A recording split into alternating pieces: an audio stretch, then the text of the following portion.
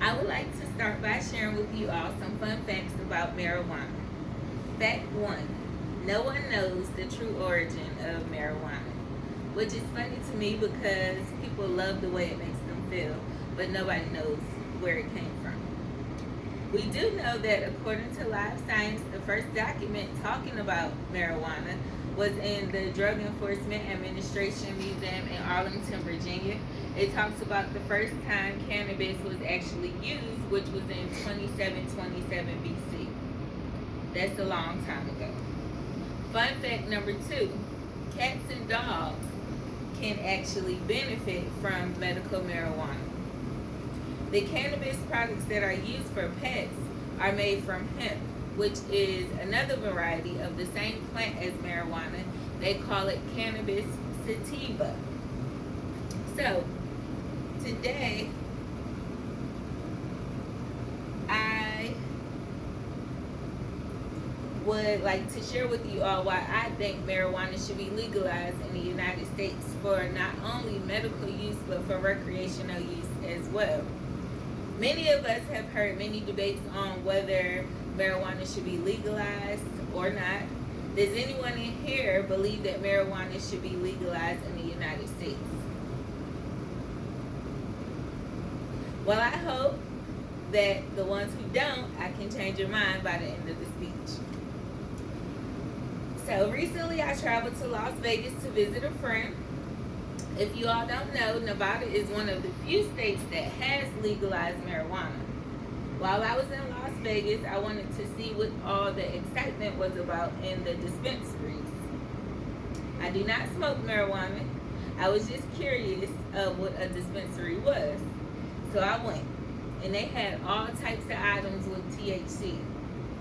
THC is tetrahydrocannabinol, which is the chemical responsible for most of marijuana's psychological effects. The thing that I like most was they actually told you how much THC was in each item. They had items from plants, cookies, brownies, gummies, pretzels, anything you can think of, they had it. It was like a marijuana Walmart. So I'm not here to encourage you all to start partaking in the use of marijuana, but what if the option was presented to you without being fined or getting in trouble for partaking in the use of marijuana? Imagine being in pain and not wanting to take any pain pills because they can be harmful to your body if you consume too many. What if the only thing that helped was the cannabis plant? Wouldn't it be nice to go get a prescription from your doctor to get medical marijuana, or to go to a dispensary and get whatever you want instead of bearing the agony due to arthritis, nerve pains, or any other illness that causes pain? So today I will discuss how legalizing marijuana can help with chronic pain. Then I will discuss how it can reduce the arrest rate. And finally, I will tell you all how marijuana is less harmful than alcohol and painkillers. So let me start by telling you how marijuana can help with pain.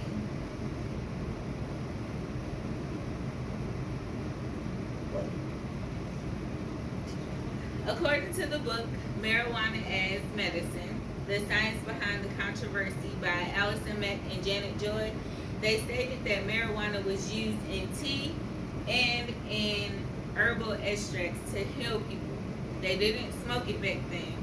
They used marijuana to cure ailments such as gout, malaria, vomiting, parasitic infection, and hemorrhaging.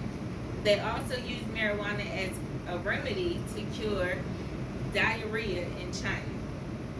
In India, they also use marijuana to relieve pain, promote sleep, promote appetite, and also to help with their digestive system. The first American conference of the clinical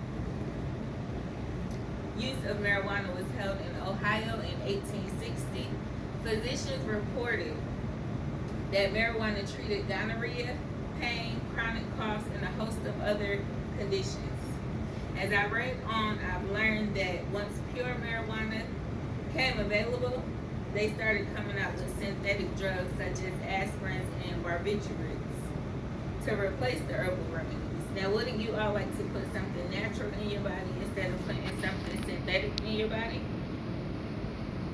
So now that I have shared with you some background information on how marijuana was used back in the day, let me share with you how the arrest rate may decrease. So according to Julian Morris, he states that the largest benefits in terms of crime reduction, with the possible exception of traffic-related crimes, come from the legalization of marijuana for adult recreational use. If they made marijuana legal, authorities can focus their attention on more things that matter, such as sex trafficking, domestic abuse, any other crime that is more harmful than a plant. Morris also discussed how legalization of marijuana caused a decrease in drunk driving in certain states, and how there is a significantly reduction in marijuana-related crimes such as possession, distribution, and production. Now, how will we know what it can do for our state if we don't legalize it?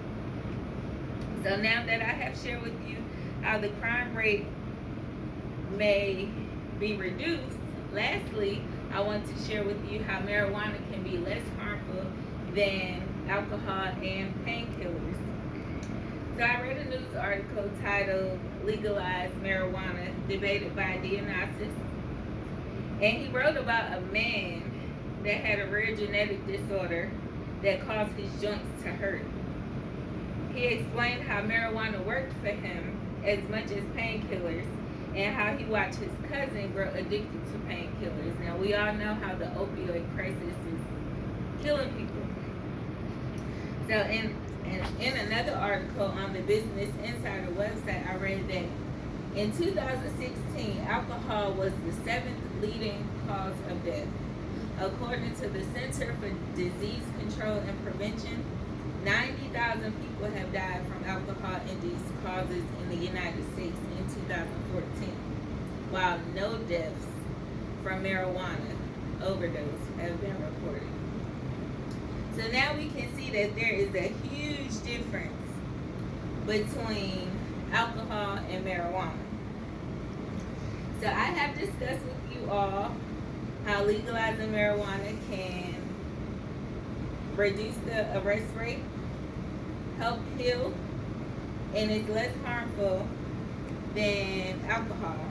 The government should legalize marijuana all over the United States so all of America can reap the benefits. So even though we have no idea where marijuana originated from, we do know that we will have some happier people and some happier cats and dogs. Thank you all.